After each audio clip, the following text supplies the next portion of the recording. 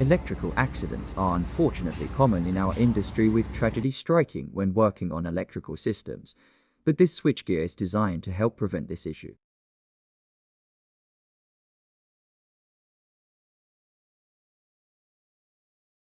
When the cable is live, electrical interlock does not allow you to access interrogation port to close the earth switch. This prevents closing the earth switch with the cable live, protecting the operator and equipment. This can be bypassed by a key if the interlock failed to operate.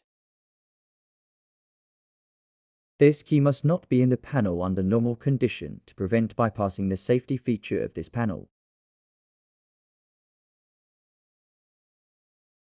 There is also an option to include key interlock that will stop closing the earth switch if the upstream is live. Note in the video that the interrogation port is blocked when the earth switch is on.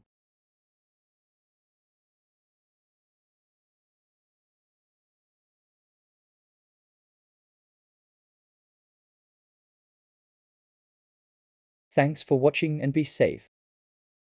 To watch more, subscribe. Thanks.